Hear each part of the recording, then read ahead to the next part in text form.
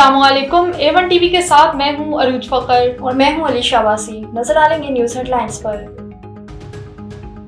دہشت گردوں نے پاک چین دوستی پر حملہ کیا، ذمہ داروں کو کیفیہ کردار تک پہنچایا جائے گا، مجھ سمیت کسی ذمہ داری کو نہیں چھوڑا جائے گا، چینی باشندوں کی حفاظت کی غیر متزلزل عزم پر قائم۔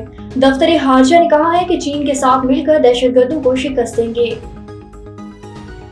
کراچی میں چینی شہریوں پر حملہ، ابتدائی تحقیقات مکمل، حملے میں گاڑی استعمال ہوئی، 70 سے 80 کلو بارودی مواد ملا، خودکش حملہ آور چینی شہریوں کا انتظار کر رہا تھا، کار غیر ملکیوں کی گاڑی سے ٹکرا گئی، کار کے نمبر پلیٹ اور چیسس نمبر حاصل کرنے کی کوشش ہے، واقعے میں 2 چینی شہری ہلاک، 17 افراد زخمی ہوئے۔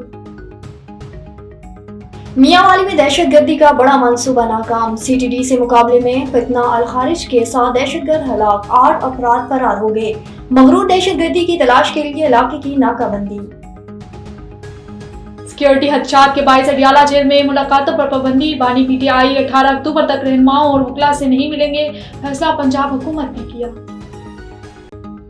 تحریک انصاف کا پرامن احتجاج جاری رکھنے کا اعلان، چیئرمین بیرسٹر گوہر کی زیر صدارت سیاسی کمیٹی کا اجلاس، احتجاج سے واپس جانے والوں کی پکڑ دکڑ بند کرنے کا مطالبہ، کہا حکومت آئین بدلنے کا خیال چھوڑ دے۔